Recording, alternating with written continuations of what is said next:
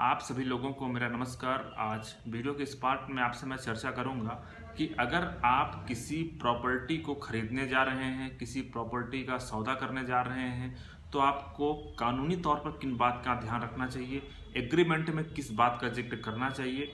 साथ में ही अगर मान लीजिए कि सामने वाला व्यक्ति जो आपको प्रॉपर्टी बेच रहा है, अगर वो अपना वादा पूरा नहीं करता है तो फिर आपको क्या करना चाहिए और किन बातों का विशेष ध्यान रखना चाहिए अगर आप कोर्ट में केस फाइल कर रहे हैं सामने वाले व्यक्ति के खिलाफ, ताकि कोर्ट का जो फैसला है वो आपके पक्ष में हो।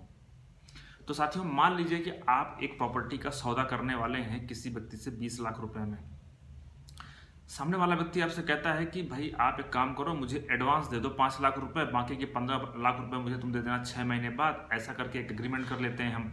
अब चूंकि आप मान लीजिए उस प्रॉपर्टी को खरीदने वाले व्यक्ति हैं और आपने 5 लाख रुपए आप 5 लाख रुपए देने के लिए तैयार हो गए हैं और बचे हुए 15 लाख रुपए के लिए आप एग्रीमेंट कर रहे हैं कि भाई हम 6 महीने में 15 लाख रुपए पे कर देंगे, उसके बाद प्रॉपर्टी की आप मुझे रजिस्ट्री करा दीजिएगा। तो जब भी आप एग्रीमेंट कराने जा रहे हैं तो सबसे पहली बात तो आप इस बात का जिक्र जरूर करें कि ये जो प्रॉपर्टी है, जिस प्रॉपर्टी का सौदा हम करने जा रहे हैं, तो आखिर कितने दिन के अंदर, मेरे पैसा देने के बाद कितने दिन के अंदर सामने वाला व्यक्ति प्रॉपर्टी की रजिस्ट्री कराएगा। कई बार हम लोग इस पॉइंट को भूल जाते हैं। दूसरी बात यह है कि आप इस बात का जिक्र जरूर करें कि अगर प्रॉपर्टी में कुछ डिस्प्यूट आ जाता है तो उस कंडीशन में ये सौदा निरस्त हो सकता है। इस बात का भी जिक्र जरूर करें। तीसरी बात यह है कि आप उसमें ये जरूर लिखें कि आखिर ये जो एग्रीमेंट है, ये एग्रीमेंट का पालन कितने दिन के अंदर करना है। अगर आपने इन बातों का जिक्र नहीं किया तो हो सकता है कि बाद में आपको नुकसान हो।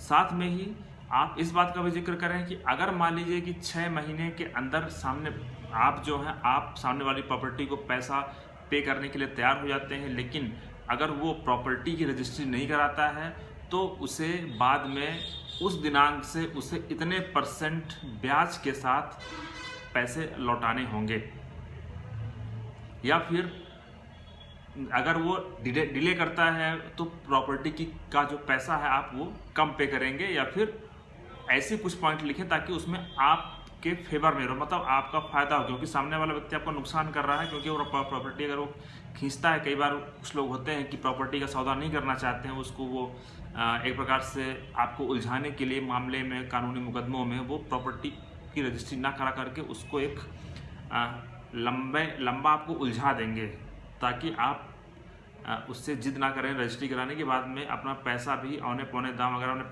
5 लाख रुपए दिए हैं तो आप 3 लाख 4 लाख रुपए लेकर के ही वापस चले जाएं। तो आपको इन बातों का जिक्र जरूर करना है अपने एग्रीमेंट में। क्योंकि एग्रीमेंट ही वो डॉक्यूमेंट होगा जिसके आधार पर आप कोर्ट में जाएंगे। अब मान लीजिए कि अब सामने वाले व्यक्ति को आप बोल रहे हैं कि भाई आप रजिस्ट्री कराओ, लेकिन वो रजिस्ट्री नहीं करा रहा है। तो सबसे पहले तो आप उसको नोटिस भेजिए। आप उसको कम से कम 2-3 नोटिस भेजिए।